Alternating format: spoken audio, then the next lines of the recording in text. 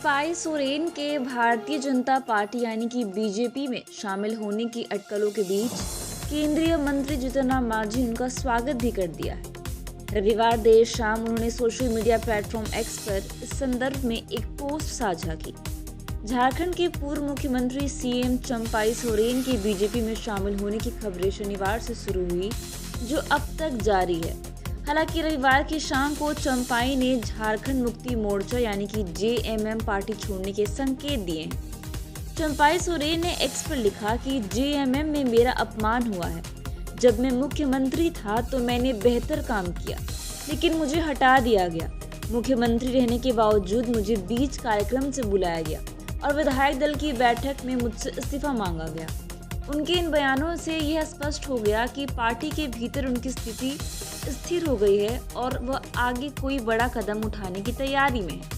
अपने पोस्ट में चंपाई ने आगे लिखा कि आज से मेरे जीवन का नया अध्याय शुरू होने जा रहा है।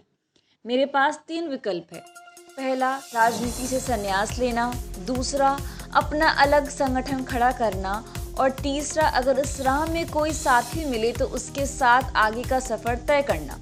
हालांकि उन्होंने इस बात का स्पष्ट संकेत नहीं दिया कि वह किस पार्टी में शामिल होंगे या उनका अगला कदम क्या होगा। शनिवार को चंपाई सोरेन ने सरायकेला खरसावां जिले के जिलिंगोड़ा गांव स्थित अपने घर से जेएमएम का झंडा हटा दिया था। इसके बाद उन्होंने दोपहर तक सोशल मीडिया प्लेटफॉर्म एक्स के अपने बायो से जेएमएम लीडर और मंत्री की पहचान भी हटा दी। यह कदम उनके बीजेपी में शामिल होने की अटकलों को और भी मजबूत करता है।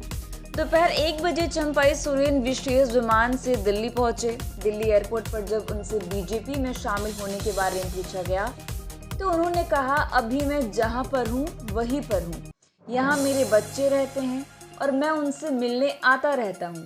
मैं निजी काम से दिल्ली आया हूं। इस बयान से यह स्पष्ट नहीं हो पाया कि वह वाकई बीजेपी में शामिल होंगे या नहीं। इस बीच खरसावां से जेएमएम विधायक दशरथ गागराई के बीच बीजेपी में शामिल होने की चर्चा है। हालांकि दशरथ गागराई ने रविवार की दोपहर बीजेपी में शामिल होने की खबरों का खंडन करते हुए एक शपथ पत्र जारी किया। इसमें उन्होंने लिखा कि राज्य के पूर्व मुख्यमंत्री चंपाई सोरेन जी के साथ मेरे बीजेपी में शामिल होने की खबर का खंडन करता हूं। मेरे बारे में मीडिया में भ्रामक खबर चलाई जा रही है कि मैं दिल्ली जा रहा हूं। मैं इन खबरों का खंडन करता हूं। हम आधी रोटी खा लेंगे मगर गुरुजी के मान सम्मान को नीचे नहीं होने देंगे। जेएमएम इस राज्य की माटी की पार्टी है और मुझे गर्व है कि मैं इस पार्टी का सिपाही हूँ।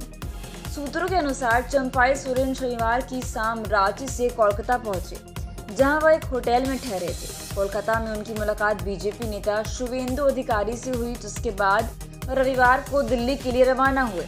ये अटकलें हैं कि दिल्ली में वह बीजेपी के शीर्ष नेताओं से भी मुलाकात कर सकते हैं। जब शुक्रवार को चंपाई सोरेन से बीजेपी में शामिल होने के सवाल पर पूछा गया तो उन्होंने मुस्कुराते हुए कहा, आप लोग ऐसा सवाल कर रहे हैं, इस पर क्या बोलें, हम तो आपके सामने हैं। इस बीच मुख्यमंत्री हेमंत सोरेन ने गोड्डा में एक कार्यक्रम के दौरान बीजेपी पर आरोप लगाया कि वे गुजरात, असम और महाराष्ट्र से आकर आदिवासी, पिछड़े और दलितों के बीच जहर बोने का काम कर रहे हैं।